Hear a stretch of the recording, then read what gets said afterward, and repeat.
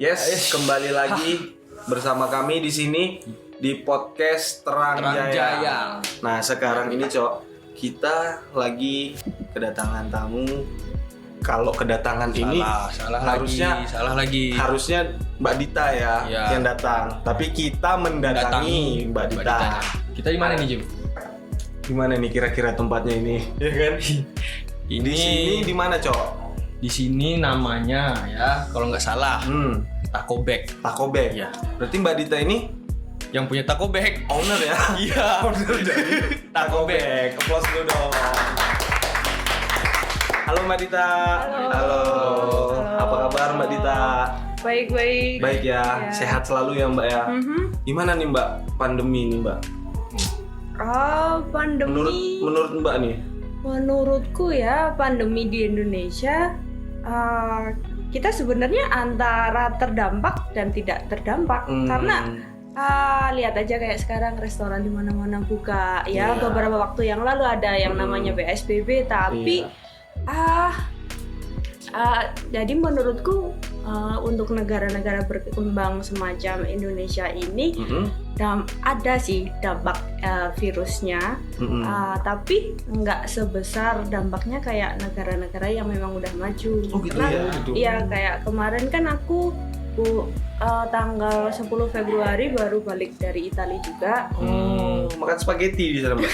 Nggak, makan nasi goreng. Makan nasi goreng. Sama nasi uduk. Ya kali. Jadi makanya karena aku baru balik terus rasanya tuh emang dampaknya ini banget sih, Timpang beda ya? banget, timpang banget. Jadi menurutku sih pandemi ini semacam pandemi untuk negara-negara maju ya, bukan untuk negara berkembang. Oh iya benar. Tapi untuk negara maju ataupun negara berkembang, harapannya bisa menjaga protokol juga Mbak ya. Ya. Mungkin lebih sadar, lebih aware ketika kita harus selalu menggunakan masker ketika di jalan di tempat Ya umum. meskipun sekarang saat ini kita nggak pakai masker. Nah, iya. Tapi kita di jalan tadi pakai masker gitu dan berjarak. Dampaknya nggak terlalu kelihatan Nah, kan? benar. Dampaknya nggak terlalu kelihatan. Betul sekali. Tapi ya emang menurutku sih ya yang namanya natural disaster kita kan udah terbiasa banget nih yang terbiasa namanya banget sih. tsunami, gunung erupsi, Betul. tanah longsor, banjir, bla bla bla bla. Itu kayak semacam kita tuh dari menurutku sih personal ya. Kita orang Indonesia dari sejak kita kecil kita udah terbiasa dengan yang namanya bencana. Iya juga. Jadi mentalnya kita sih mental sebenarnya. survive kita nih tinggi juga loh. Beda. Iya nih. Bener banget Dibandingkan dengan negara-negara yang maju yang mereka natural disasternya lebih kecil, makanya untuk kayak virusnya ini ya pasti beda lah caranya mereka untuk menangani, merespon kondisinya kayak gini dibandingkan kita yang sejak kecil udah nonton TV. Oh iya, di kota sebelah baru tanah longsor. Baru. Kayak saya di Jogja, Sang Merapi, terus menerus erupsi. Iya. Ya mungkin menurutku sih dari mental juga sih. Mental kita tuh mental secara kita. nggak langsung udah dididik dari kecil, Jim. Secara nggak langsung udah dicontohin, terus dikasih tahu. Contoh misalnya kalau kamu sakit, aku kan di kampung dulu kan, kamu di kota kan. Kalau di kampung dia dapat sakit demam disuruh apa gitu. Ini luka ini kan lumayan gede, dikasih ada obat apa gitu tanaman. Ya kayak daun-daun itu kan. Gitu. Iya, kadang malah ada yang pakai serbuk kopi, ada yang pakai minyak motor. Iya. Tahu nggak kalau misalkan kita kena goresan dikit dikasih ludah itu bisa jadi antiseptik. Oh iya. Iya. Wow. Karena Ludah kita kan ada ininya. Aku nggak tahu zatnya apa yang pasti namanya. Ada Tapi alkohol ya. kita di Tapi sini ada bukan antiseptiknya. ahlinya. Tapi kan memang dari Iya juga badan sih, kita masuk kan akal sih. memproduksi berbagai antiseptik yang aku nggak bisa nyebutin apa itu karena ya cuma tahu secara awam. Masuk akal sih, Cok. Nah, daripada kita ngomongin masalah pandemi ya, mungkin banyak yang sudah lebih ahli Iya. ahli dari segala ahli. Core of the core-nya. Langsung tanya sama mereka aja. Kalau kita di sini pengennya ngobrolin masalah Iya. semacam industri kreatif, ya kan. Tapi sebelum ngobrol ke industri kreatifnya, kita pengen tahu Iya. dari Mbak Minum Dita ya? ini. Makasih loh kopinya. Santai, Mbak. Santai Mbak, ya kan. Mbak Dita ini dulu kuliah di sini, Mbak. Iya kuliah.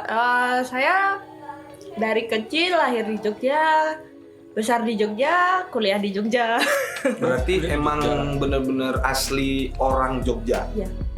Kuliah di mana? Kuliah Mbak? di mana, Pak? Dulu kuliahnya Sekali dulu. Di satu Kalian agak satu soulmate ya? frekuensi. Soulmate memang, Lumayan Pak. lah, Pak.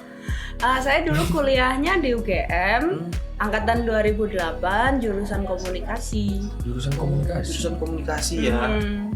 Berarti di sini ini Mbak aja MC-nya. Gimana? Enggak, Tapi bercanda kan ini acaranya kalau kalian. untuk komunikasi itu kuliah di UGM berapa lama Mbak kuliah dulu? Hahaha, kalian mau Kalau aku mikirnya aku Tempat-tempat boleh wajib, nebak suka dah. aku di tempat wajib. Silakan. Mbak Dita ini 5 tahun. Wow. Aku 4 tahun setengah. 5 tahun. Oke. Gimana, Mbak? Bener nggak, Mbak? Bener nggak Mbak? Jadi kalau secara teoritis, secara praktikal, Oh iya iya iya. secara praktikal aku kuliahnya sekitar 4 tahun, ngerjain skripsi 1 bulan. Wih. Sumpah, Skripsi apa Ngerjain 1 sendiri. bulan, Mbak? aku bercanda. Tapi aku masuk kuliah pertama tahun 2008, aku baru wisuda tahun 2016 karena di semester keempat aku mulai iseng-iseng bosen di sini. Bosen. bosen Di di Jogja? di dalam ruangan kuliah. Oh, Ngapain iya. ya? Tapi sebenarnya gini sih. Karena ternyata jurusan komunikasi yang di UGM itu berbeda dengan apa yang ada di angan-anganku. Oh, gitu. Jadi Konsennya lebih ke aku pengennya sih ketika waktu SMA aku waktu kuliah pengen ngambil komunikasi karena aku senang bergelut di dalam media, Iya, aku visual senang gitu ya. foto, senang bikin video. Aku tertarik tentang di dunia itu ya. tentang dunia visual.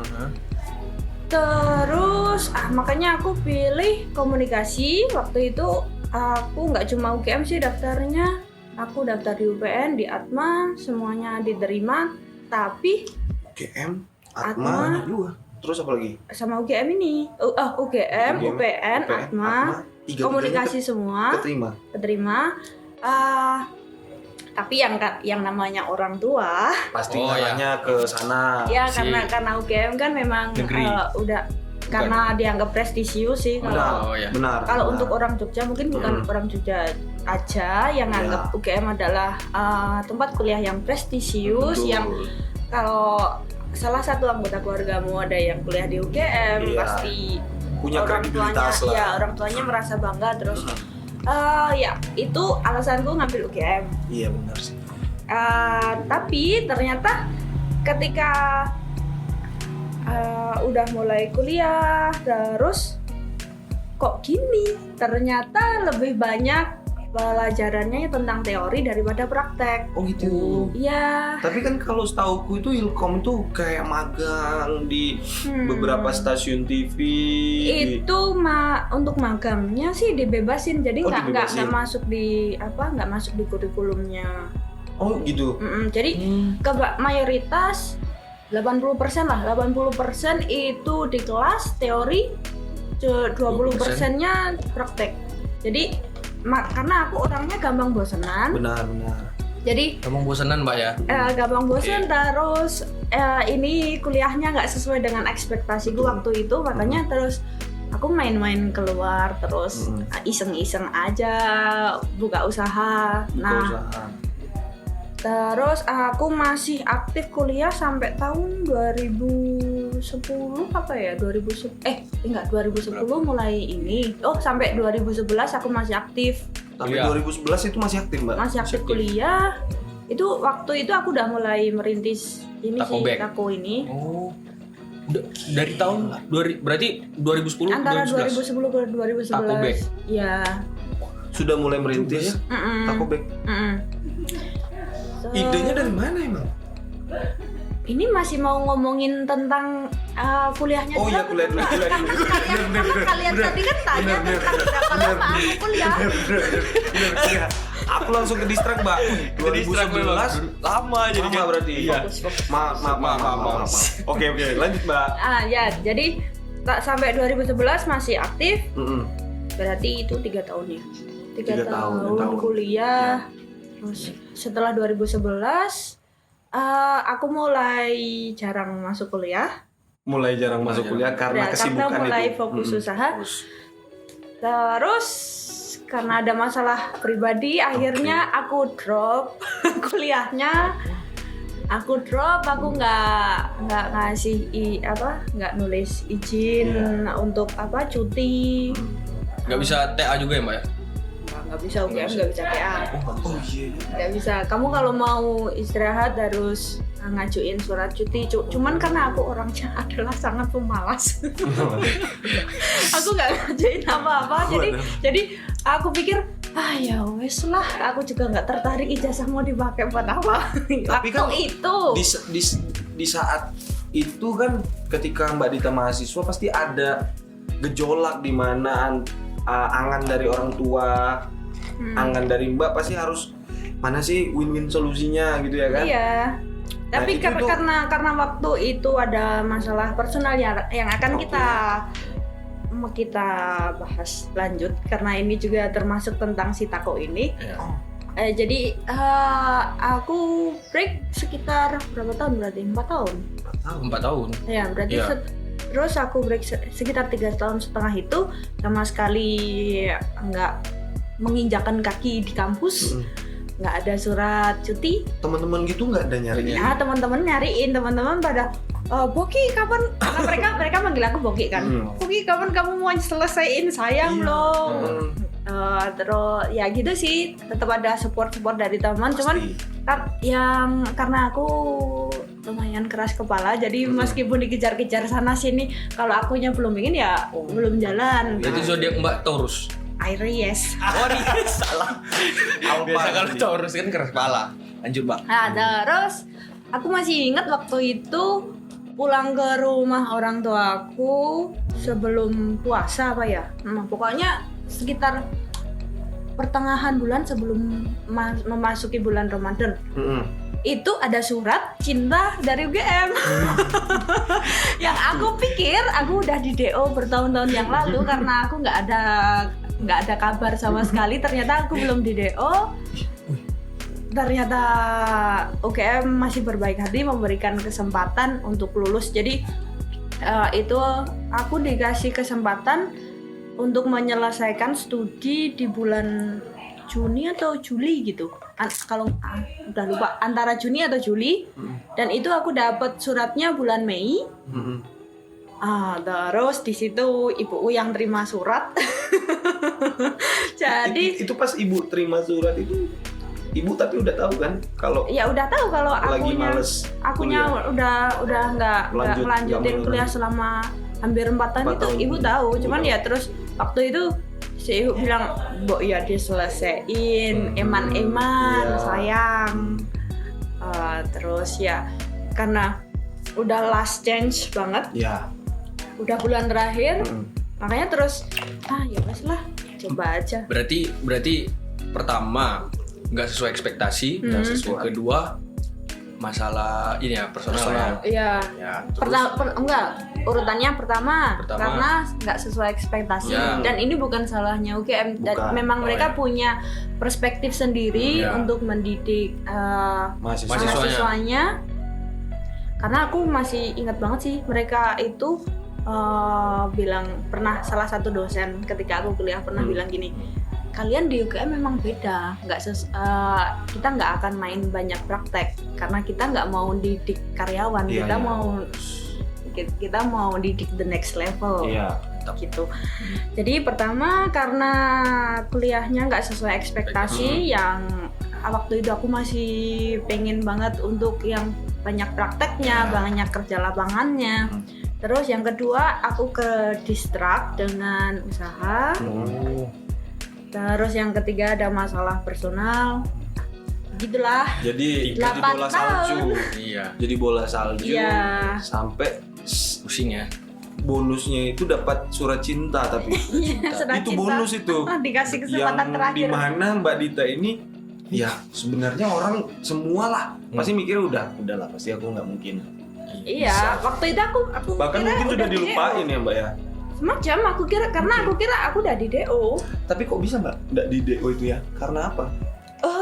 Ternyata waktu itu aku nggak tahu kalau peraturan yang sekarang. Waktu itu jadi UGM menetapkan batas studi adalah 7 tahun, terus dikasih 1 tahun extension.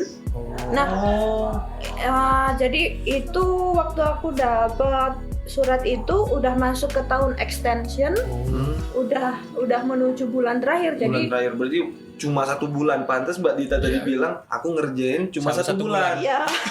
Oh iya. Karena salut aku, sumpah salut aku. Keren. Nambah 1 tahun jadinya Mbak ya. Setelah itu Mbak Dita ngerjain, bener-bener ngerjain. Itu kenapa Mbak masih mau ngerjain? Karena biar tulus sih.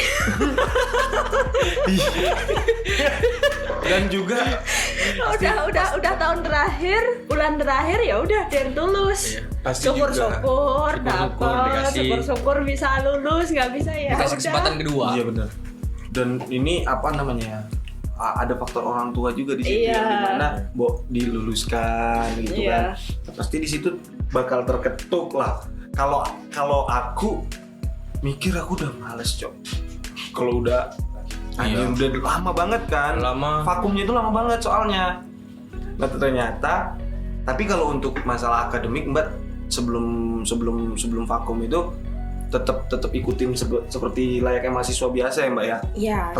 Tetap rajin ngerjain tugas, tetap ngerjain gitu kan. Kalau Mbak Dita paling nakal dulu waktu zaman mahasiswa ngapain? Aku nggak nakal. Nggak nakal ya. Kalau kayak nakal. Aku nih suka ini dulu pernah aku kerjain dosen juga. Oh enggak sih. Enggak. Dan masuk kelas kan Mbak. Kelas tas, habis itu tas dilempar ke jendela, habis itu kita cabut. Habis absen cabut. Itu di UGM nggak bisa ya Mbak? Iya mungkin bisa sih. Mungkin bisa. Karena untuk yang dosen-dosen komunikasi itu mereka chill banget, santai banget, nggak ada dosen yang mau dipanggil Pak, Bu, nggak ada. Jadi maunya dipanggil Mas dan Mbak. Walaupun udah tua. Oh iya, walaupun udah putih rambutnya, sudah sepuh, pokoknya forever young. Forever young, I wanna be forever young. Nah itu Mbak Dita akhirnya dapatnya 2 berarti. Apa? Dapat lulus, dapat akobek. Yeah. Malah Tuhan berkata lain. Kamu harus dapat ijazah. Kamu juga dapat usahamu. Itu luar biasa nggak sih Cok? Yeah. Luar biasa. Tapi itu nggak diprediksi Mbak. Ya. Gitu kan kalau. Oh iya. Nggak diprediksi kan Mbak? Enggak sih. Dibilang udah ini udah. Aku kira aja udah DO ya gitu sih ceritanya. Sampai akhirnya takobek itu mula di 2011. Ya. 2011. Itu sendiri atau sama?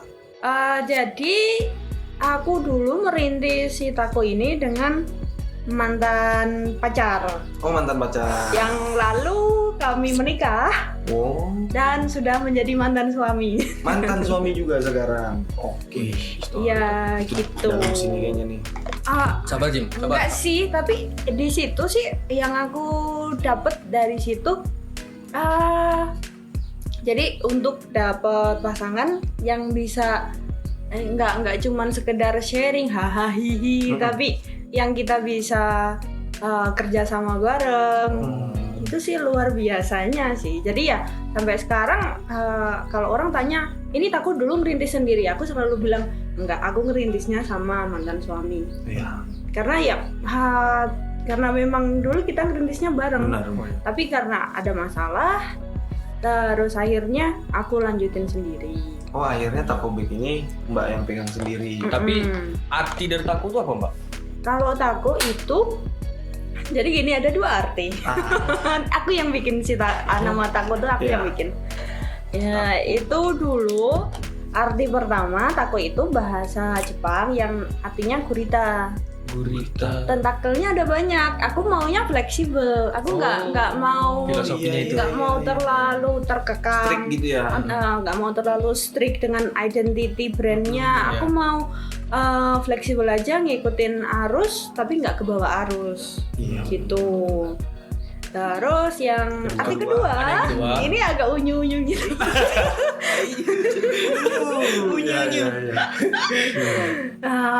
Karena namaku Dita, terus nama mantanku itu Koko, Tako. Oh, gitu. Itu. Iya. Tako itu berarti Dita, Koko. Ya. Berarti filosofinya ini ada 2 ya, Cok ya. Yang pertama itu kalau sekarang orang tanya artinya apa ya, aku sebutin yang satu aja. Yang satu aja. Dan kalau untuk orang awam penyebutan Tako ini enak sih. Tako gitu, ya, kan? simple. Tako itu simple gitu loh ya kan.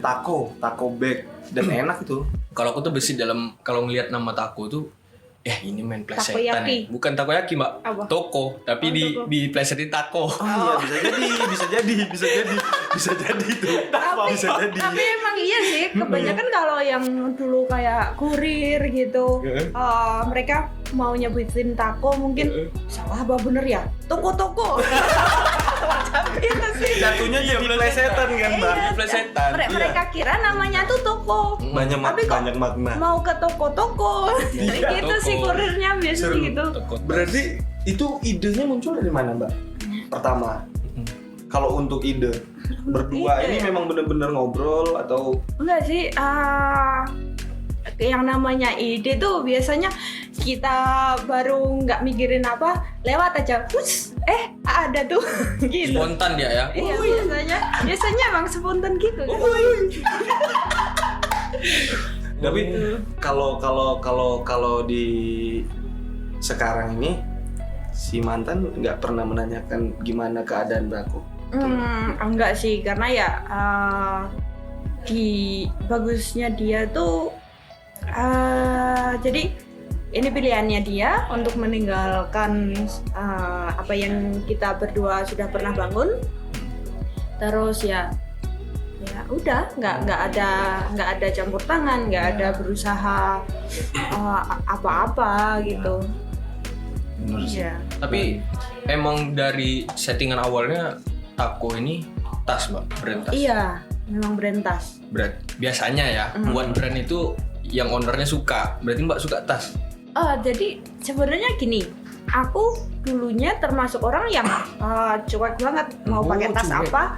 Yang namanya aku jadi kan ada macam-macam tuh tipe cewek. Ada yang satu orang ya detail banget, hari ini aku pakai baju ini berarti tasnya harus yang ini, harus matching sama warna ini.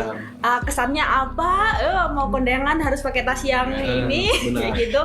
Tapi aku tipe yang, karena aku bilang tadi aku pemalas, jadi one bag for all. Nah, karena paham aku. Jadi dari Mbak Dita yang pemalas ini, Mbak Dita tuh pengennya bikin tas itu yang emang bener-bener yang bisa dipakai buat apa aja gitu ya kan? Iya. Sampai akhirnya Takobek ini juga karakternya ke situ. Iya, sampai sekarang multifungsi gitu. Iya, multifungsi gitu. Jadi tas yang Tako bikin sampai dari dulu sampai sekarang, dia karakternya dia bisa fleksibel, bisa dibawa ke kondangan atau bisa dibawa ke kampus dan cuman jalan-jalan aja. Gurita itu sih. Gurita tadi. Dan ini sih, Cok, kalau untuk di Jogja ya, karena aku nggak tahu untuk di luar kayak gimana. udah terkenal banget Taco Bag ini. Banyak banget cewek-cewek yang di kampus itu yang pakai Taco Bag, Taco Bag gitu. Cewekku juga pernah beli juga. Oh iya, makasih. Salam gitu. ya buat ceweknya. Iya, tapi udah. Oke. Bilang dong mantan. Iya, harusnya itu ya. Lanjut lagi. Nah, sekarang berarti umur Taco Bag ini udah hampir di 10 tahun. Udah 10. Udah 10. Jalan ke 11. Tapi untuk outlet cuma di sini. Outlet dari dulu kita pindah-pindah. Pertama dulu di alun-alun gitu. Di daerah Keraton sana. Ya. Terus ya jatuh bangun. Beberapa tahun nggak ada outlet. Tapi dari awal kita selalu setia dengan sarana penjualan online. Oh iya. Itu dari awal bentuk si Taco ini. Karena kalau online dulu sistemnya kita PO pertama itu. Karena kan kita nggak yang ngeluarin modal pertama langsung gede gitu, nggak. Karena ya kita nggak mau terlalu merepotin orang tua. Ya. Kalau gagal nanti gimana tanggung jawabnya bikin pusing kan, makanya akhirnya strateginya sistem PO. Jadi karena sistem PO kan bisa minta DP dulu dari yang order, bisa diputerin pelan-pelan. Walaupun itu ada penghasilan, kita nggak pakai. Jadi selama setengah tahun pertama itu Taco jalan, keuntungannya itu kita alokasikan dikit demi dikit untuk nambah stok. Jadi pertama kan PO nggak punya stok nih. Terus jadi pertama itu PO dengan sampel. Jadi kita foto terus dipajang sebagai sampel. Terus waktu itu belum ada Instagram, kita pertamanya jualan di Facebook. Terima kasih Facebook. Luar biasa banget loh jualan di Facebook itu sebenarnya. Iya. Kamu bisa tag siapa aja dan orang yang kamu tag itu nanti teman-teman orang yang kamu tag bisa lihat. Berarti gitu langsung sih, kelihatan gitu ya? Ya semacam spam sih, tapi ya bagus buat jualan. Jangkauannya gede kan? Jangkauannya luar biasa Facebook itu. Makanya dia masih bertahan sampai sekarang. Iya. Si Facebook itu ya? Iya. Lanjut dulu Mbak. Ya gitu dulu sistem pertamanya PO lewat online. Terus selama 6 bulan itu penghasilan dari Taco itu kita cuma ngambil buat makan di burjonan, makan di angkringan, buat beli bensin. Iya, jadi untuk keperluan pribadi selain operasional kita nggak ngambil. Terus pelan-pelan kita bisa punya stok. Ready stock ya. Nah, jadi si Taco ini termasuk dia termasuk beruntung sih. Karena waktu itu desain yang kita tawarkan itu yang desain vintage. Jadi aku nggak nyari referensinya dari blogger-blogger yang internasional. Di sini tren vintage belum mulai, baru akan. Tahun 2011 itu belum mulai, baru akan. Terus jadi produk yang kita jual termasuk kayak ya berbeda dengan yang lain, dengan taste vintage yang kami tawarkan saat itu. Nah, karena kita kelihatan kayak beda sendiri nih, makanya gampang banget buat langsung dapat orderan banyak. Tapi setelah setahun pertama itu. Kalau yang Taco Bag pertama itu Mbak sendiri yang garap atau sama orang lain juga? Kalau dari dulu aku nggak bisa jahit. Lempar ke penjahit ya. Ya, aku cuma bisa nyari referensi model, terus nanti desainnya dirubah dikit-dikit, terus tapi dari awal memang aku yang milih bahannya, milih warnanya, aku yang nentuin. Gitu sih. Terus ada saudara jauh yang dia itu penjahit tas, terus aku minta tolong dibuatin. Kalau untuk dari foundernya kan Mbak berdua kan, nah job desk-nya Mbak kan lebih memilih desainnya gimana, ya kan? Kalau untuk si masnya yang Mas Koko? Jadi dulu job desk-nya kita, aku concern ke marketing dan desain. Marketing dan desain. Koko dia concern ke produksi. Jadi dia yang handle semua produksi karena ya semacam kayak beli bahan, ngatur untuk teknis di lapangan. Ya. Nyari bahan segala macam dia. Itu pasti di awal pun juga ada pertentangan pasti kan, perbedaan visi dan misi juga pasti ada kan? Enggak juga ya. Tapi kalau untuk ide kayak nggak cocok nih warnanya ini, gitu. Ada sih, tapi cuman ya kecil-kecil aja, nggak pernah terlalu berat sih. Mungkin lebih ke ini ya, lebih ke Mbak sudah dapat job desk yang seperti ini, berarti harus mengikuti Mbak gitu, karena si Mas Koko job desk ini Mas Koko yang megang di lapangan aja gitu. Ya semacam sih, tapi kita berdua kolaborasinya lebih fleksibel. Gitu ya. Berarti harus dinamis gitu ya Mbak ya. Jadi nggak usah terlalu kaku juga ya. Iya. Kebetulan juga pada saat itu pasangan, jadinya lebih enak tektokannya ya. Jim. Jadi kita kan dari tadi udah ngobrol nih terkait personalnya si Mbak Dita sendiri kan. Pengen dong kita ngobrol untuk karakternya si Tako ini dibawa kemana sih Mbak? Kayak di tas-tasnya ini kayak ada kain-kain etnik gitu loh. Kalau aku ngelihatnya tuh. Jadi karakternya itu yang pertama tadi kan aku udah bilang aku pengen bikin produk yang multifungsi. Benar. Walaupun itu yang memang pertama ya. Tetap tas ya, nggak bisa tas terus jadi sepatu. Benar, itu enggak. Tas, tapi bisa dipakai buat berbagai keperluan, berbagai acara. Terus di samping jadi karakternya kayak dulu pertama aku mulai itu, jadi orang kalau dengar Tako itu mereka taunya yang jual tas vintage itu.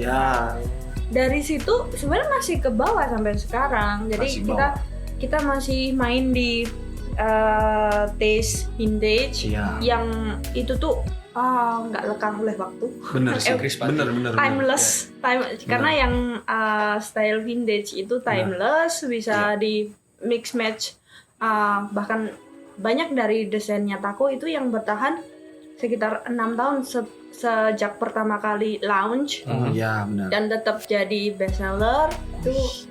Ya masih bertahan itu. Masih bestseller ya. Masih, ya itu tadi karena base taste-nya dari yang vintage style, yang timeless, yang klasik, terus jadi karena dia timeless makanya bisa dipakai terus. Dan itu menjadi kekuatan juga ya kan. Ada value di situ.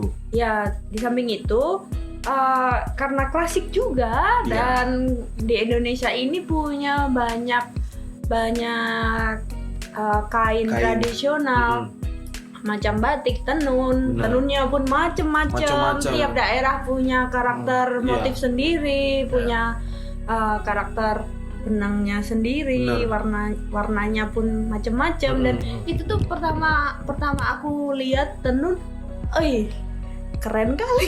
Kayaknya kalau untuk dimasukin ke Tako bag buat jadi ornamen kayaknya lucu gitu malah ya. Dia tuh kalau aku ngelihatnya Mbak gini, kalau untuk ada ketika tenun ini masuk ke dalam ornamen tas itu, aku ngelihatnya ada lucunya, ada elegannya, ada rasa yang tidak dimiliki di tas-tas lain gitu loh. Kayak Indonesia banget gitu loh. Iya, jadi kan?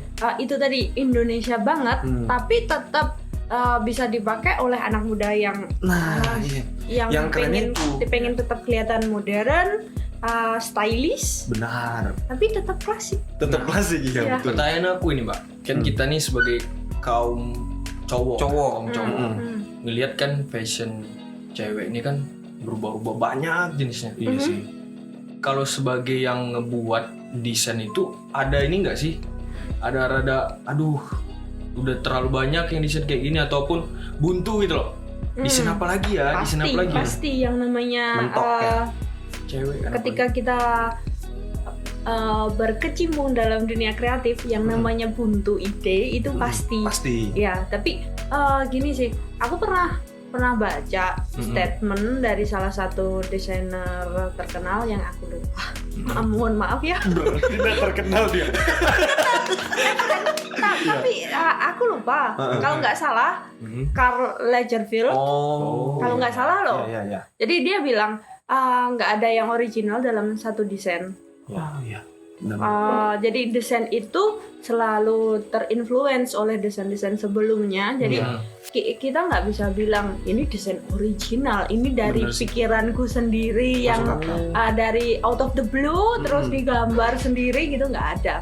Karena kita kan sebelum kita bikin suatu desain, sebelum kita bikin suatu piece of art, pasti kita sebelumnya pernah melihat sesuatu yang lain, karya-karya orang lain dulu, terus muncullah ide.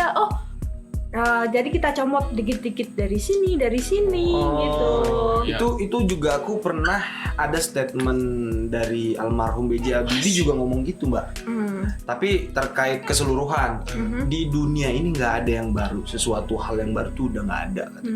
Yang ada memodifikasi dari yang sebelumnya. Iya, nah mirip-mirip itu sama statement yang tadi aku bilang. Masuk akal.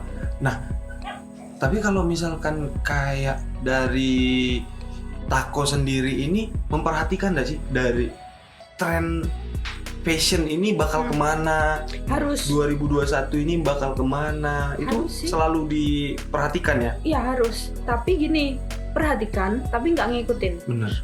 Karena ketika aku ngikutin, ini based dari pengalaman ya. Jadi bukannya kita masa bodoh dengan tren apa, aku maunya otentik, ini styleku, aku maunya jualan tas macam begini, nggak bisa. Kita harus tetap, walaupun kita punya karakter sendiri, tapi kita harus tetap ngikutin arus. Tapi jangan ke bawah arus. Jadi aku pernah jualan tas yang yang ini baru booming nih, tas-tas Korea nih. Coba jual. Coba bikin versi nyataku sendiri gitu. Nggak laku. Nggak laku. Malah sekarang yang laku yang kayak gini ya, maksudnya yang emang bener-bener ditambahkan karakternya di situ, yang nggak dimilikin di tempat-tempat lain gitu ya. Karena jadi mungkin nggak lakunya karena walaupun tampilannya bagus, kualitasnya bagus, karena ya kita kan handmade di sini, jadi enggak yang bikin massal langsung 1.000, langsung 2.000 gitu, enggak, karena kita handmade, jadi quality controlnya ketat, makanya walaupun kualitasnya bagus karena si desainnya ini udah pasaran baru in trend banget, kalah oleh saingan harga produk-produk yang dari luar negeri, mostly itu produk yang dari Cina. Mereka kan harga jualnya murah banget. Bener. Karena itu ongkos produksinya gimana cara istilahnya yang gimana? untuk SDM-nya bukan SDM apa itu? Fee untuk penjahit. Ya, jadi bayaran untuk pekerjanya kan rendah banget, makanya mereka bisa motong di situ. Sedangkan yang Tako ini nggak mau lah kalau kita gaji. Artinya juga mensejahterakan SDM yang ada ini ya. Iya, sama-sama. Benar-benar. Tapi bicara masalah karakter, menurut pandangan Mbak sendiri yang ngebedain Tako sama yang lain apa, Mbak? Pertama tadi kan yang aku tangkap multifungsi kan. Oke, karakter satu. Ada nggak karakter lain, Mbak, yang ngebedain? Menurut pandangan Mbak? Etniknya itu sih, kalau aku ngeliatnya itu. Kalau itu sih aku malah nggak bisa jawab. Karena gini, aku udah 10 tahun lebih berada di dalamnya si Tako.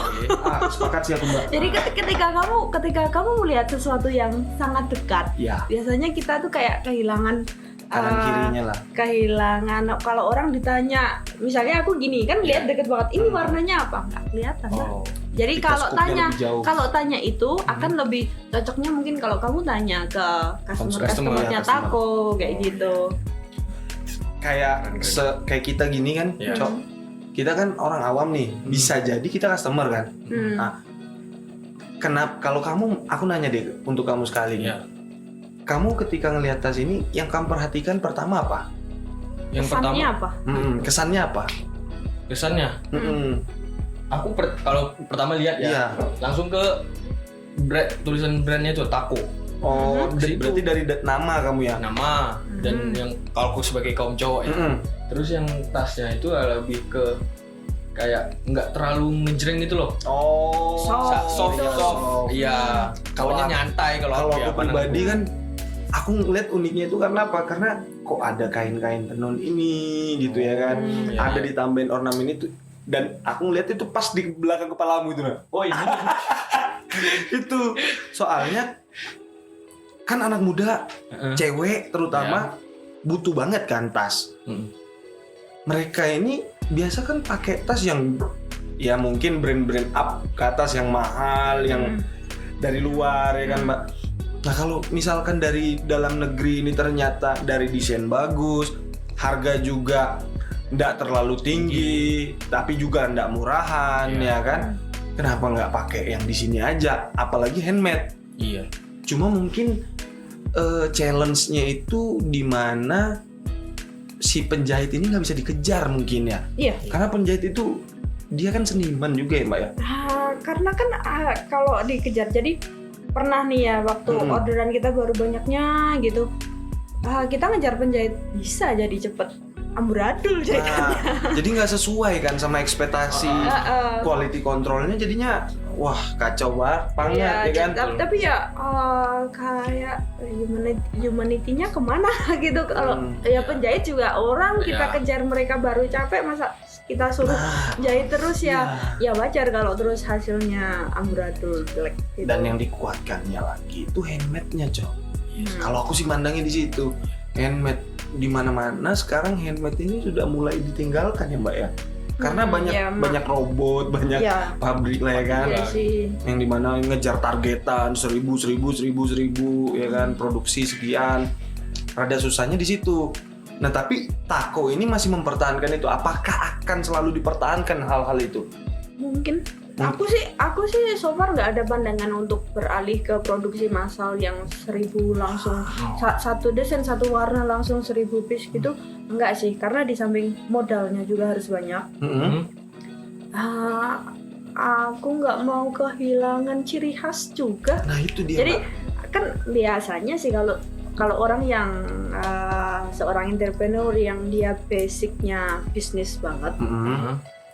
Dia akan ngejar opportunity yang ada, di-push semaksimal mungkin. Tapi dibalik lagi sebenarnya aku nggak ada rencana buat bikin si Taco ini. 10 tahun yang lalu itu nggak ada rencana, nggak ada pandangan. Sampai sekarang belum terbentuk nih jiwa-jiwa bisnis ingin ekspansi Taco di beberapa kota yang ada di Indonesia ini. Slow aja. Ya jujur aja slow aja. Iya. Keren itu Mbak. Keren. Karena gini ya, bukan kadang sih, sering kali kita ngelihat brand-brand yang baru aja muncul, dia langsung naik. Benar. Turunnya pun juga cepat. Oke. Ketika dia tidak memiliki karakter itu. Benar. Sedangkan beberapa brand ini sudah banyak sih, ada lah ya kan, beberapa brand sebelumnya yang di mana tiba-tiba dia naik, anak muda pakai semua. Ya tahu-tahu booming gitu. Tapi tahu-tahu turun. Cepat juga. Iya. Karena tahun 2 tahun udah bye-bye. Iya, itu sayang sebenarnya, ya kan. Kalau aku tuh tetap mikirnya di sini, kalau Indonesia kan banyak banget nih kain tenunnya Cok. Nah, Mbak Dita sendiri ini ngeproyeksi nggak sih? Oh mungkin aku di bulan ini aku bakal pakai kain dari Lombok. Itu sebenarnya aku belum pernah ada ide itu. Jadi dari pertama aku pakai tenun, itu tenunnya memang yang dari Lombok, dari NTT. Oh iya.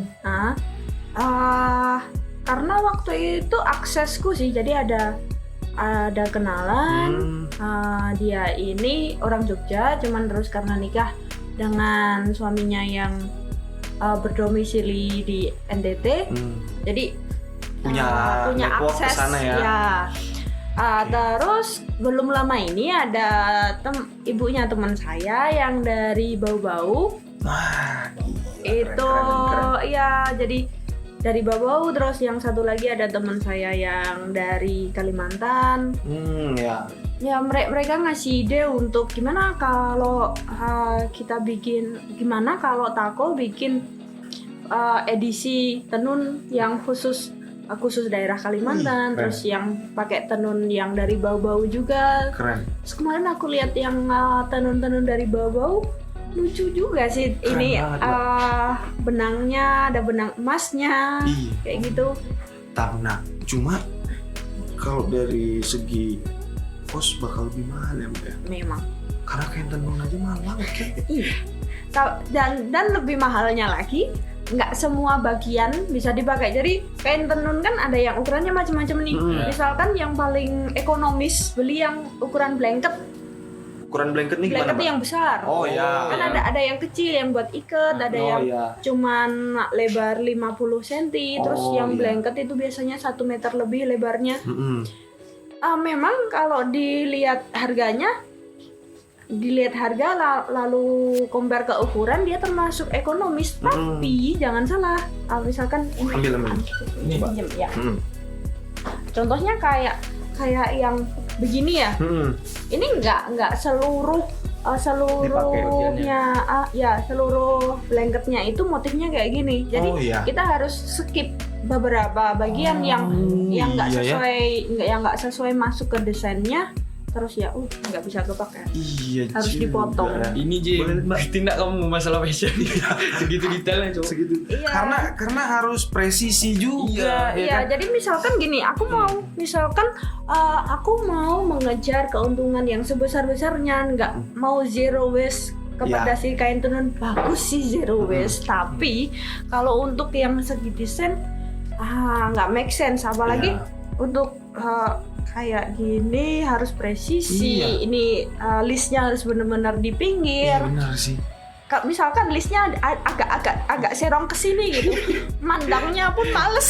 Terus kalau misalkan kain-kain yang udah terpakai itu gimana Mbak? Beberapa gitu kita ada ide untuk bikin kayak pouch kecil, terus jadi komplement produk. Iya benar. Tapi beberapa ya tetap harus kebuang. Satu tas. Masuk kontrolnya juga. Ngitungnya nggak satu tas, jadi kita ngitungnya per satu lusin. Per satu lusin itu dari mulai motong, jahit, terus sampai quality control. Biasanya satu orang itu sekitar 2 hari setengah. Satu lusin. Penjahitnya ada berapa? Penjahitnya ada 3 sekarang. Tapi ya yang untuk bagian motong terus quality control itu ada sendiri. Ya emang ada terkendala nggak mau kayak gitu tuh, ribetnya gitu? Ada sih, makanya kayak untuk penjahit kita nggak bisa yang kayak sekarang, walaupun kita stoknya menipis, nggak bisa langsung oke, aku butuh penjahit baru. Nggak bisa, karena beberapa ketika aku nyoba penjahit yang baru, jahitannya kurang bagus karena mereka terbiasa bekerja untuk yang massal itu. Jadi ketika dari yang biasanya mereka kerja massal langsung bikin 1000 gitu, 1000 mungkin sebulan, terus beralih ke yang handmade yang lebih detail gini, nggak semuanya bisa. Berarti ku tarik kesimpulan yang kerja sebagai penjahit udah berpengalaman lama di Takobek. Iya. Begini betul bos. Iya. Kalau enggak kan terkendala juga biasalah produksinya kan. Iya. Soalnya memang ya make sense kan sama Mbak Dita tadi bilang, mungkin beberapa di luar sana ada yang membayar murah si penjahit atau apapun itulah ya. Tapi dari Tako sendiri inginnya berkembang bareng, sejahteranya bareng gitu ya Mbak ya. Nah dari situ timbul pastilah ketika SDM ini diperhatikan seperti layaknya dia itu keluarga juga, karena dia Mbak Dita tadi ngomong dia manusia juga ya kan. ada ikatan emosional yang muncul mungkin. Iya, kan? tapi nggak cuman intern untuk timnya Tako. Iya. Tapi juga untuk customer kita. Jadi kita pengen ngasih impresi ke customer Indonesia bahwa hello, kita sama-sama Indonesia, kita bisa ngasih yang terbaik buat kamu. Bener. Makanya untuk quality control kita beneran yang dijaga. Jadi jangan sampai ngirim barang ke pembeli gitu yang rusak atau yang jahitannya brudul gitu. Jangan sampai. Tapi ada beberapa yang kayak gitu pengalaman, Mbak.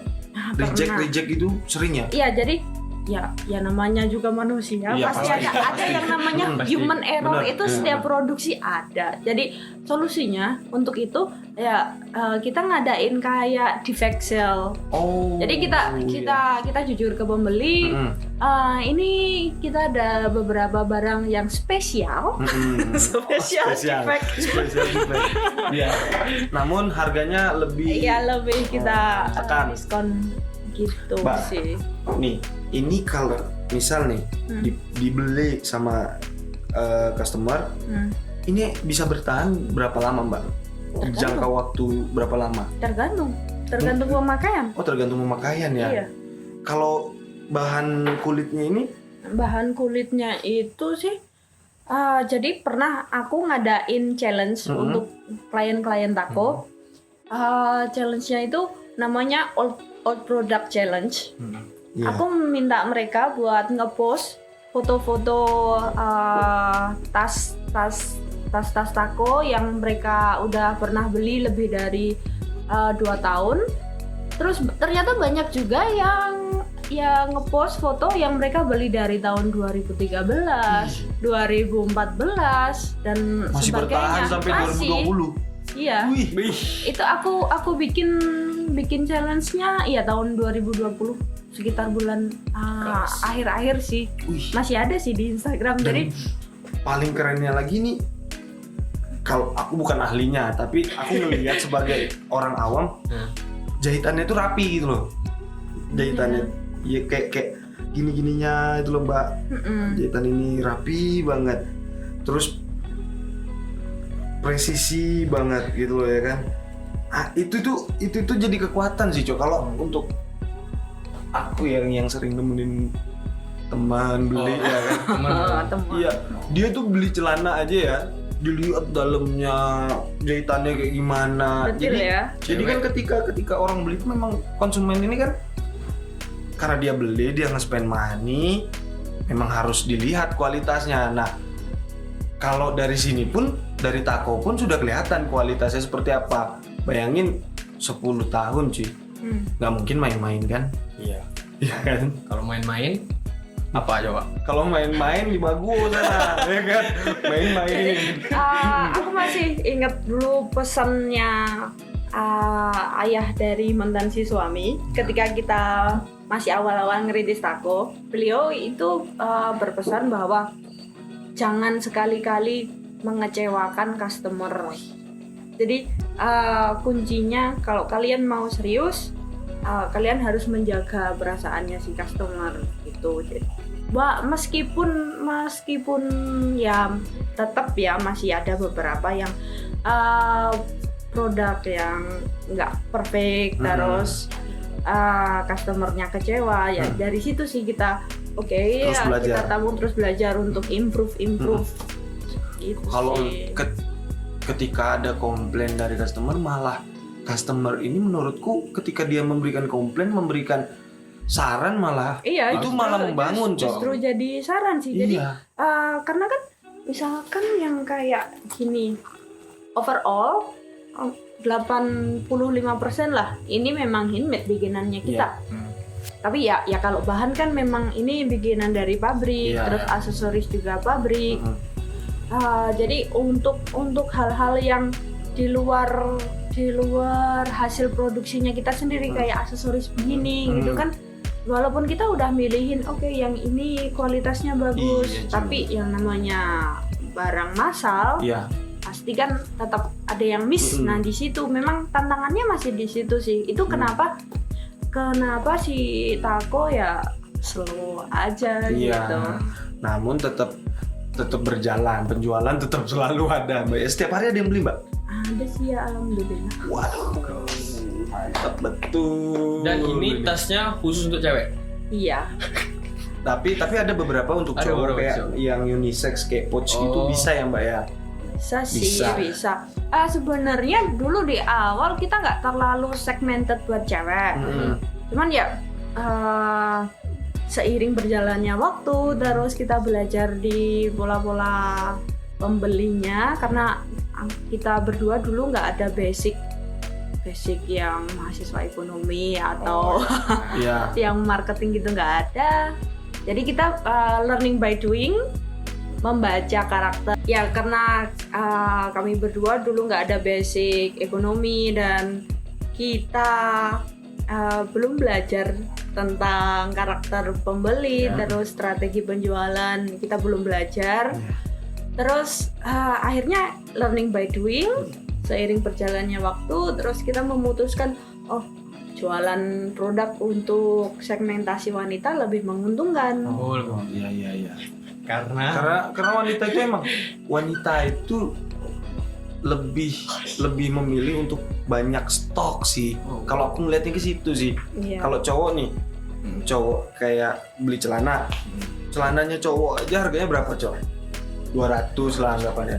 200 kalau kamu beli 5 nih udah berapa ya kan? Nah cewek-cewek ini kalau aku ya 5 nggak cukup banget gitu. Dan loh, kalau 5. cowok dia makainya harus hancur dulu, udah hancur nggak bisa dipakai lagi baru dibeli.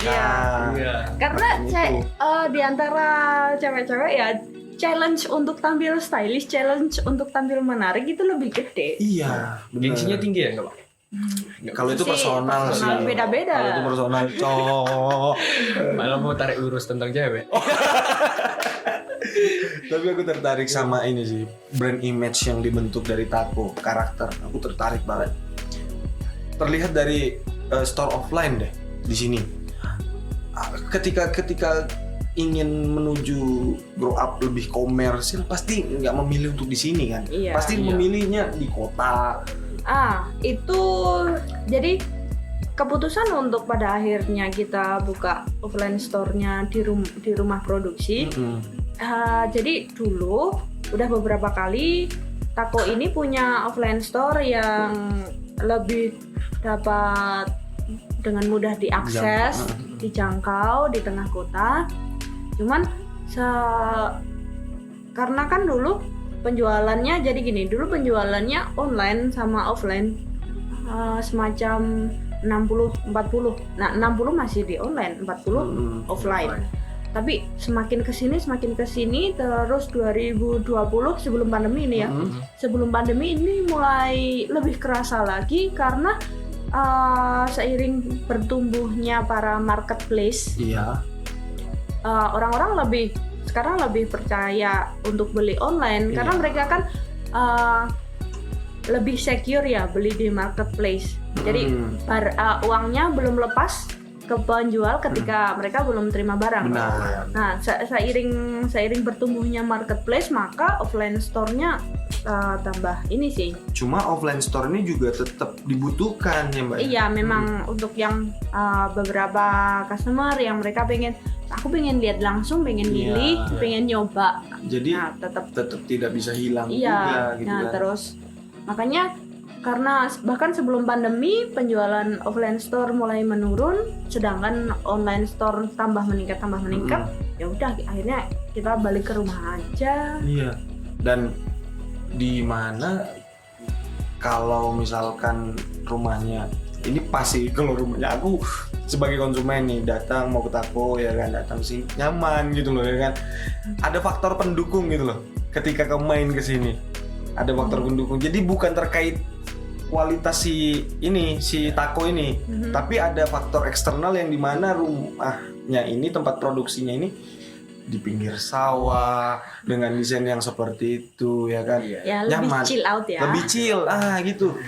Jadi memang kalau obrolan kita dari awal ya, dari Mbak Dita sudah nggak mikirin kuliah sampai tiba-tiba dikasih surat cinta sama UGM. ini zodiaknya Mbak Dita ini apa sebenarnya? Hokinya tinggi. Aries. Oh iya Aries ya. Aries. Tinggi dia kan. Bejo sekali orangnya itu loh. Iya enggak sih? Loh iya dong, kalau kamu pikir enggak cuma sebagai konsumen nggak mungkin kita ngelihat dari sini aja, tapi ada faktor pendukung gimana ambience yang dibentuk ya kan. Di situ Cok, aku lihatnya dengan setup store-nya yang seperti ini gitu. Nah, kalau untuk setting goals-nya gimana Mbak untuk tahun ini mau ke mana? Setting goals-nya ya. Dari Tako sendiri. Harapannya deh. Ini baru dipikirin ketika ditanya. Aduh, asik. Bisa gitu ya Mbak ya? Aduh, bisa gitu ya.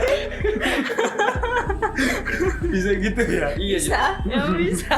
Gimana? Karena coba. Oke, dipikir dulu. Pikir dulu. 2021. Tadi ngobrol-ngobrol kan, ngobrol-ngobrol. Jadi dia ngebuat usaha ini ya enjoy aja. Iya. Jadi kamu nanya tentang setting goals, aduh kayaknya nih pasti jawabannya nggak ada, paling kayak enjoy aja, lihat aja ke depan yang penting kayak gini. Kalau untuk takonya setting goals, jujur ya, aku nggak pernah nyeting goals apapun untuk tako. Iya benar. Selama 10 tahun aku nggak pernah nyeting goals apapun. Konkret sudah. Itu iya, betul itu. Tapi kita mau tetap jalan, cuman ya akunya sebagai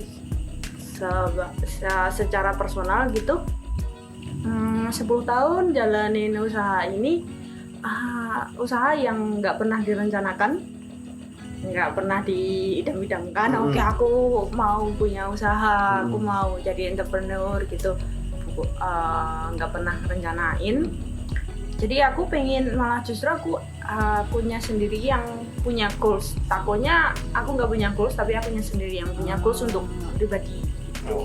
Itu berarti dari takonya nggak punya goals, ya udah jalan aja terus berkarya aja. Dari Mbak Ditanya setting goalsnya ada malah ya. Kalau dari Mbak Dita setting goalsnya apa berarti? Aku pengen belajar lagi. Balik lagi ke yang dulu aku pernah pengenin, terus yang tadi aku cerita kenapa sampai kuliah terbengkalai. Malas karena nggak sesuai ekspektasi. Pengen belajar lagi. Aku pengen belajar lagi yang sesuai yang aku pengenin dulu. Oh, pengen studi di mana Mbak? Masih nyari-nyari. Jadi aku pengen belajar tentang fotografi lagi. Jadi seiring berjalannya tako yang berdasarkan pengalaman berkali-kali kita nge-hire fotografer untuk produk. Ternyata untuk fotografer produk masih yang benar-benar mereka menguasai gimana caranya nge-expose produk ini bisa kelihatan menarik.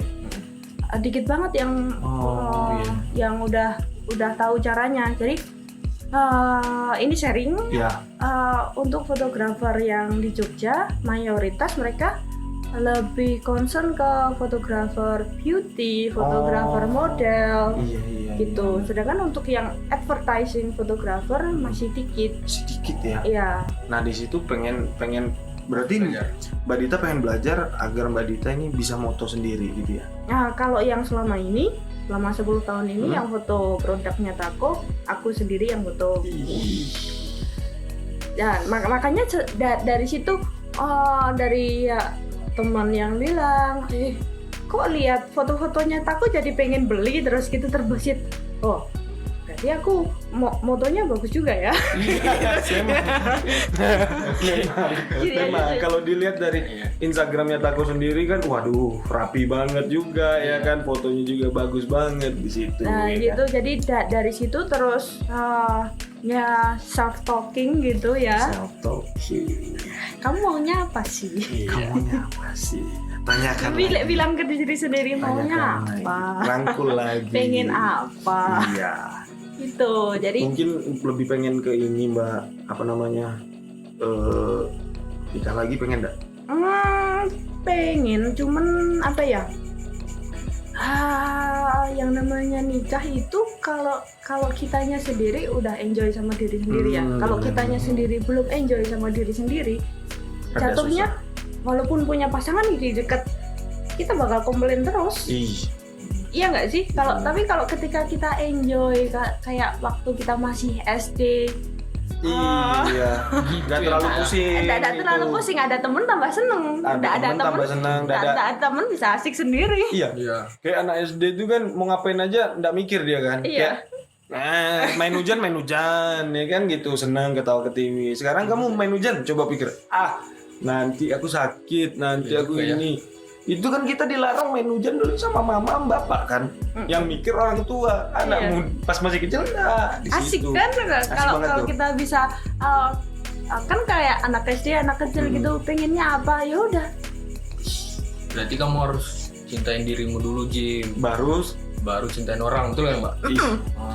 Kalau aku nih selama ini cintain orang dulu Mbak. Nah, baru cintain diri sendiri ya. Akhirnya iya sih. Curhat kita. Aduh, kami ini ya Mas. Gimana emang caranya? Melebar nanti malah ini. Jangan. Akunya sendiri belum tahu, makanya aku tanya maunya apa. Tanya ke diriku sendiri maunya apa. Tadi sempat kedengaran Mbak Dita bilang dari Italia. Dari Italia itu lihat pasar di sana atau studi banding kah atau gimana Mbak? Kalau kemarin sih main aja sih. Oh main aja. Berarti ini ada kepentingan dari Tako? Enggak. Sama sekali? Enggak. Ya. Enggak ada kepentingan. Nikmatin aja. Sama sekali. Nikmatin ya. Masa ditumpuk terus. Biasanya gini ya. Aku tiap traveling itu aku sendiri. Aku di koperku setengah isinya tako, setengah isinya baju. Jadi setiap traveling aku selalu bawa tripod, bawa produk foto. Tapi jadi pernah tuh waktu dari Jepang balik ke Indonesia karena isinya kopernya kan banyak tas. Justru waktu balik ke Indonesia di Bandara Adi Sucipto itu jadi masalah. Ini bawa apa Mbak? Bapak bisa lihat sendiri kan? Ini harganya berapa tak? Jadi takutnya kayak ngelewatin apa? Yang pajak gitu loh. Iya. Sekalian tawarin kalau kayak gitu sih Mbak. Segini masih mau beli nggak? Gelar tikar harus dijelasin kalau ini tuh produk bawa dari Jogja Pak. Kemarin buat jalan-jalan ke Jepang sekalian foto, makanya terus dibawa pulang lagi. Gelar tikar di bandara. Jadi biasanya ketika traveling masih dalam isinya tako. Tapi kemarin. Tapi ternyata berkali-kali kayak gitu. Capek juga. Aku pengen yang aku juga manusia. Iya, betul. Pengen refreshing. Berapa lama Mbak kemarin? Kemarin sekitar 40 hari. 40 hari lama tuh. Itali. Gimana kabar Itali, Mak? Gimana ya, Mbak? Kan tadi udah dijelasin. Oh iya, enggak apa-apa. Pandemi.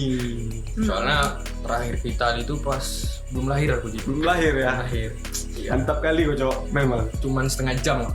Balik lagi Indonesia. Balik lagi. Sangkar nggak? Kau ini mimpi kau. Bangun lah kau. Bangun kau. Coba bangun. Udah enak kita sama Mbak Dita jadinya kan. Mimpi bangun. Ya. Bangun. Ya aku mau nanya nih. Apa tuh? Mbak, kalau masalah tas ini, Tako ini penjualannya kemana aja sih Mbak? Maksudnya tempat kayak paling jauh kemana ataupun masih di... Jadi kalau penjualan selama 10 tahun ini kita tetap covernya Indonesia, seluruh wilayah Indonesia. Mostly itu masih yang di Pulau Jawa, orderan paling tinggi itu dari Pulau Jawa. Terus yang selanjutnya itu dari Sumatera juga banyak, dari Pulau Sumatera. Terus yang Indonesia bagian tengah dan timur itu baru berikutnya. Mungkin karena ongkir ya. Yes. Terus jadi berkali-kali itu yang DM di IG-nya Tako itu ada beberapa yang dari luar negeri, dari luar Indonesia, mereka pengen beli Tako. Tapi terus akhirnya ya aku jujur, hey ini produknya bukan dari kulit asli, ini kulit sintetis. Terus ongkirnya kalau keluar ke Indonesia, keluar dari Indonesia itu ongkirnya mahal banget. Pasti di atas 100 USD. Jadi terus aku ya jujur aja ke yang mau beli, is it worth it for you? Bener. Tapi ada beberapa yang merasa worth it. Pernah sih. Nah, tapi ya tetap balik lagi ke akunya, aku masih pakai feeling ya. Baru jualan masih pakai feeling. Ya kasihan yang beli. Jadi kalau mereka bayar lebih dari $100 itu baru untuk ongkirnya aja. Sedangkan barangnya kalau didolarin ya cuman sekitar berapa? Nggak nyampe $20 kan? Benar. Jadi itu tadi. Nah, tapi kalau dari Tako sendiri resellernya ada nggak? Reseller itu dulu kita banyak banget awal-awal. Awal-awal banyak banget. Jadi si Tako ini grafik hidupnya ya. Iya, grafik hidupnya si Tako ini ya. 2000 mulai dibuat sekitar antara 2010 ke 2011 itu grafiknya gini. Selama 6 bulan tuh gini. Setelah 6 bulan kita sekali PO di tahun 2012 itu sekali PO bisa mencapai 1.500. Dan sekali PO 2012 itu ya. Padahal umur baru setahun. Iya. Ya itu tadi di situ banyak banget kita punya reseller. Karena tadi aku bilang waktu awal-awal aku bikin kita jual produk yang masih jarang ditemukan. Jadi kita gampang banget buat meraih pasar ketika itu. 2012 pokoknya di atas gitu selama 2 tahun. Terus aku cerai tahun berapa lupa deh. Nah. Ada berapa tahun kira-kira? Lupa aku. Sekitar 2015 kayaknya. Jadi ketika cerai ya pasti berdampak ke si Tako. Itu kita hampir terjun bebas, hampir kolaps. Hampir kolaps. Jadi dari sini kita di sini nih 2015 nih. Terus merangkak lagi dikit. Terus balik lagi walaupun masih belum bisa sampai sekarang achieve ke penjualan yang sekali buka PO 1.500 terus dalam sebulan bisa jual 2.000 gitu. Belum bisa sampai sekarang, belum bisa balik ke situ. Sekarang rata-rata sebulan sekitar 600 gitu, tapi enak-enak aja kan. Bahkan lebih nyaman ya mungkin. Iya, jatuhnya lebih nyaman. Jadi itu tadi orang bisnis kan tipenya macam-macam. Ada yang mau nge-push opportunity, ada yang mau slow aja. Yang penting kita aman nyaman. Benar. Aman nyaman gitu sih. Kalau sekarang, kalau dulu ada reseller, sekarang mau dibikin lagi nggak bisa nggak? Kalau kita mau ngejual gitu, teman-teman nanti mungkin yang nonton bisa tertarik untuk bisa kalau mau reseller. Cuman ya itu tadi balik lagi kalau yang dulu belum ada marketplace, kita cuma jualan di Facebook. Iya. Sedangkan sekarang udah ada marketplace, orang kemana-mana larinya ke marketplace. Kalau mau beli apa-apa sekarang ya mereka bisa jadi reseller, tapi ya mungkin nggak se-efektif dulu sih, karena kemungkinan besar si pembeli ini akan lari ke kita, karena mereka kan lihat official store-nya. Mungkin yang lebih masuk akal dropshipper ya. Iya, dropshipper bisa. Lebih masuk akalnya ke situ. Tapi kalau untuk desain seri ya, sebutannya seri ya Mbak ya? Batch atau gimana sih? Per desain gitu? Oh, desain. Ada nggak sih yang limited gitu loh, yang anggapannya dia cuma keluar saat itu dan nggak diproduksi lagi? Ada nggak? Itu pernah sih beberapa kali jadi ide. Oh, jadi ide. Tidak terrealisasikan karena gini, yang namanya desain itu tuh walaupun nggak ada desain yang tadi aku bilang nggak ada yang original, nyomot sana nyomot sini jadi satu gitu. Tapi itu tuh jadi gimana ya bilangnya?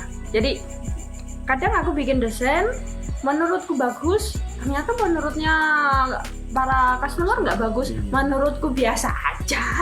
Malah mereka bagus. Iya, ya jadi kalau bahkan sampai 10 tahun kita masih juggling di situ. Jadi untuk ngeluarin satu desain yang limited cuman sekian piece terus nggak keluar lagi gitu nggak bisa. nggak nyaman sih untuk kita. Tapi jadi gini, yang limited itu kayak kalau ketika kita pakai kainnya pasti limited, pasti. Yang namanya tenun kan nggak bisa. Jadi masuknya ke kain itu. Ya, ke varian kainnya, bukan varian desainnya. Bener. Berarti kalau untuk masalah penjualan kesini nih Bang? Ya, kita di Instagram gitu. Di marketplace. Kalau untuk teman-teman nanti yang mau beli itu bisa langsung gedor ke Shopee, Tokped. Terus apa lagi Mbak?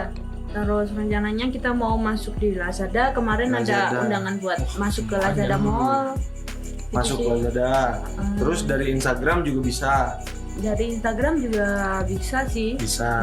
Datang ke sini juga bisa. Mudah banget. Semuanya udah ada. Karena memang saat ini sudah untuk zaman yang muda gitu ya kan, digital ini ya kan, di mana-mana kamu bisa. Kalau dulu kan takutnya karena apa, beli kucing dalam karung sebutannya. Iya. Kalau yang dulu kayak gitu sih rasanya kalau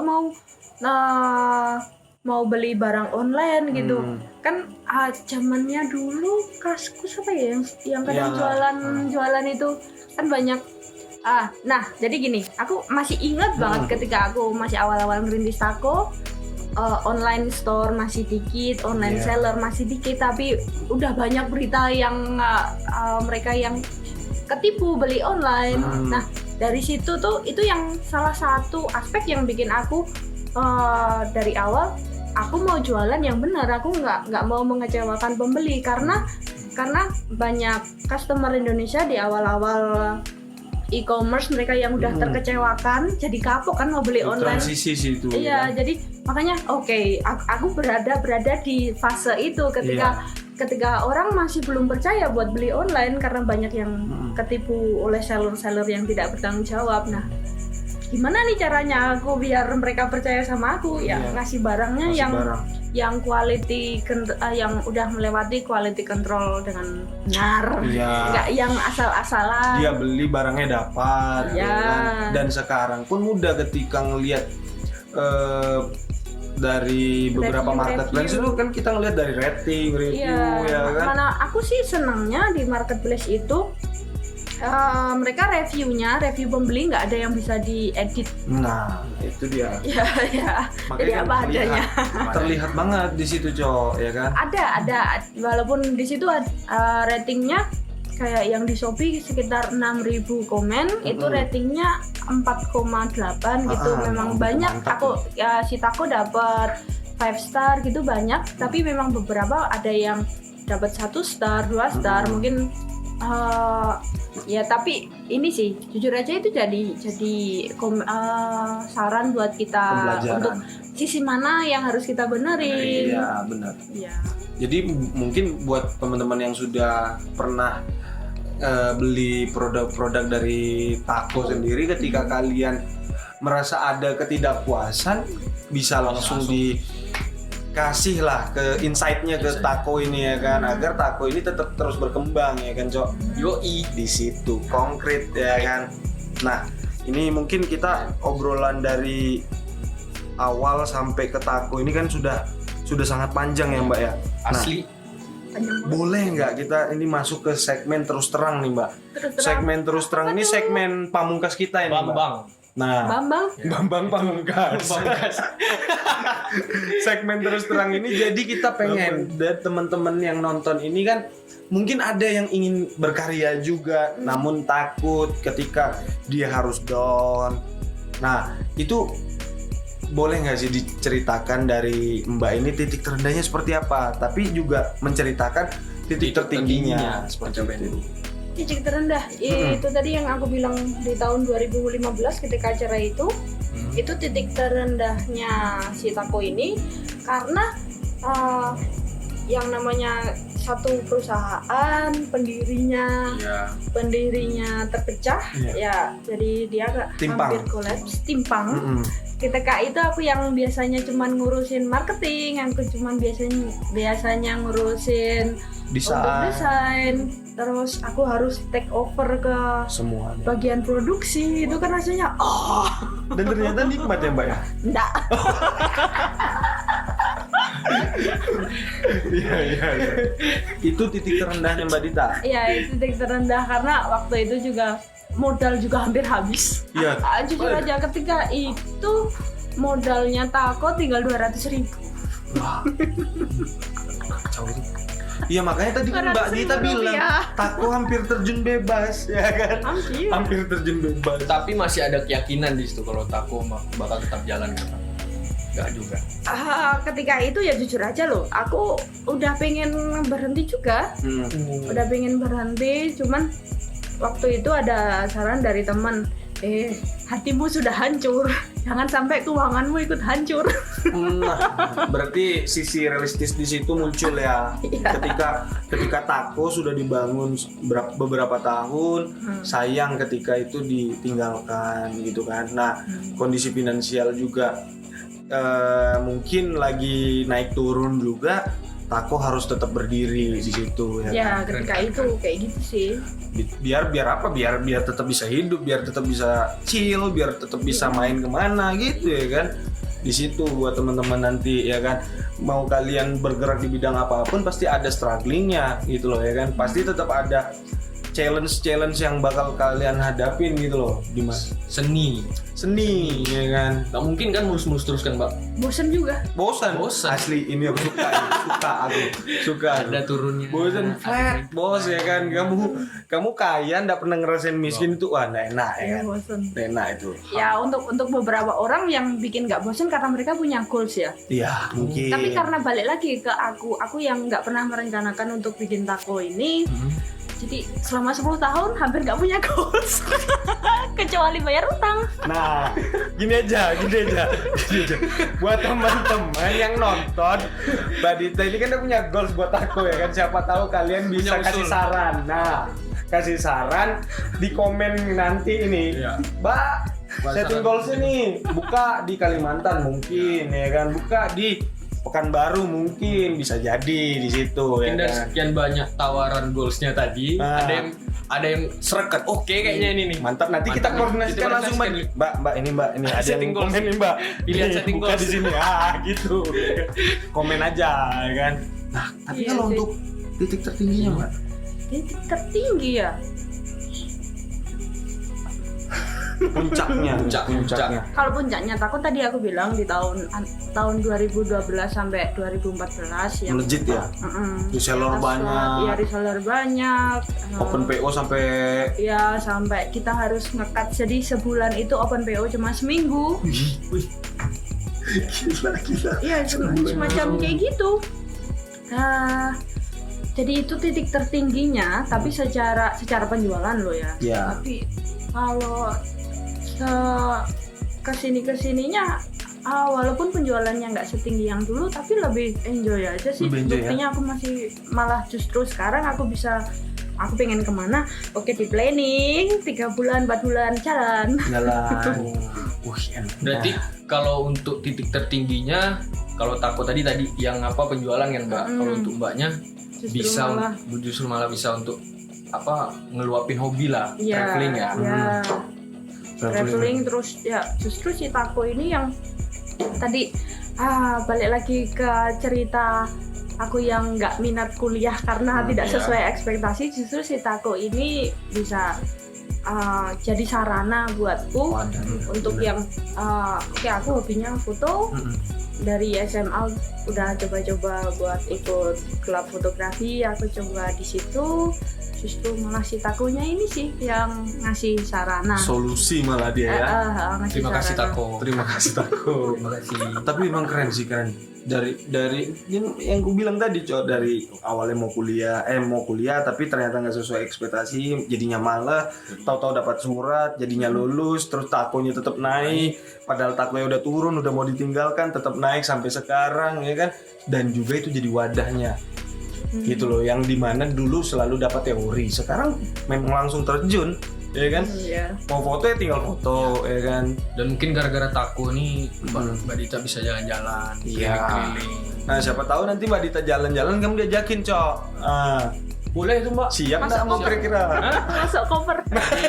Porter bisa kok. Nah kemana kira-kira kalau kamu? Porter nih kamu yang nunjukin. Porter ya? Swiss. Udah pernah ke Swiss? Aku pengen kali ke Swiss asli. Ya semoga segera bisa ya. Jadi jadi aku masih ingat banget sih waktu kuliah dulu ya. Jadi di komunikasi itu ada salah satu dosen kita, dosen media. Itu dia ngadain kelompok. Oke, kalian yang pengen belajar jurnalisme sekaligus jalan-jalan keliling Asia Tenggara, daftar ke saya. Terus nanti kita bikin proposal ngajuin ke perusahaan-perusahaan untuk dapat sponsor. Nah, di situ sekitar berapa ya? 8 orang angkatanku, mereka berhasil jalan-jalan sambil kuliah, sambil bikin tugas kuliah jurnalisme itu. Nah, di situ ada sih pernah sebelum mereka berangkat ada salah satu temen yang nawarin ke aku, Rocky, aku kayak nggak bisa berangkat deh, kamu mau nggak ngambil tempatku? Nah, di situ aku ngerasa, ya masa aku dikasih tempat sisa ya? Gengsi. Ketika itu aku masih ingat banget, aku yang belum punya duit. Tetap harus ada. Masih, tapi gengsinya gede. Aku jawab ke temanku gini, nggak usah. Kenapa aku diajakinnya belakangan? Kenapa nggak dari awal? Nggak usah aja, aku kalau cuman gantiin besok aku bisa jalan-jalan sendiri pakai duitku. Dan teman yang ngomong tadi kan, lihat ini. Bisa jadi meja. Ini meja ini. Maksudnya tako sama wanitanya, bukan mejanya.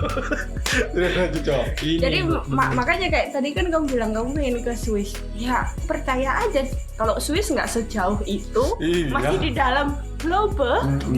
Amin. Nggak sejauh itu, Amin. jadi kamu bisa. Jadi ketika kita mikir, aduh jauh banget, nggak mungkin nih, ya nggak mungkin. Tapi ketika kamu mikir, bisa berapa jam sih, nggak nyampe 24 jam flightnya. Tetap chill ya Mbak ya, tetap chill. Jauh tuh nggak masalah, Cuma ini. Nah, berarti ini itu yang dipikirkan, sekarang jauhnya kan yang itu. Berarti kan kamu tetap mandang jauh kan ininya. Oh iya. Okay. Nah, ininya itu yang dianggap nggak jauh, Cok, gitu ya kan. Positif aja ya kan. Siapa tahu nanti tiba pulang keluar dari sini, tahu ada orang, Mas Uco tolong, nih duit 1 T, terserah kau buat apa. Kan kita ada yang tahu. Dia ngasih 1 T, langsung punya plan aku. Apa? Ke Swiss. Oke. Nah. Di Swiss ngapain? Tanyain dong. Terus ngapain? Ngampur duit. Nggak laku. Ini dari titik terendah sudah ya kan. Titik tertinggi juga sudah ya kan. Titik tertinggi belum. Titik tertinggi belum ya? Belum. Tadi titik tertinggi 2012. Kan titik tertingginya iya, tapi kan ya siapa tahu masih ada lagi. Oh iya benar. Belum. Makanya tetap terus berjalan ya kan. Semoga walaupun si Tako sendiri ini masih chill dengan keadaan yang seperti ini. Jadi buat teman-teman yang ada di Indonesia ini, semoga Tako bisa datang ke kota-kota kalian. Amin. Buka store di kota-kota kalian, ya kan? Amin. Banyak doa Pak Haji. Ini kita nggak closing jadinya ini, ya kan? Closing dulu, Cok. Terima kasih kepada kita sudah mau ikut podcast di sini berbagi pengalaman. Ini luar biasa loh, kesempatan yang luar biasa loh, Cok. Terima kasih juga buat Terang Jaya. Udah datang ke sini, kita ngobrol, sharing. Dan semoga bermanfaat. Amin. Meskipun dari tadi aku nggak punya goals. tapi kan bisa diambil ya. Bisa diambil poinnya. Kamu nggak perlu goals tinggi-tinggi. Just do it. Jalan gerak. Jadi kadang kan kita punya goals tinggi, kita punya planning tinggi, kita udah overwhelmed sama listnya itu, kita udah ngerasa aduh capek tapi ketika listmu nggak terlalu banyak, kamu justru punya energi untuk just do it. Nah itu dia. Jadi buat teman-teman yang nonton Just Do It, saya Jimmy, saya ucoka.com, saya Dita, kami dari Terang Jaya pamit undur diri. Dadah.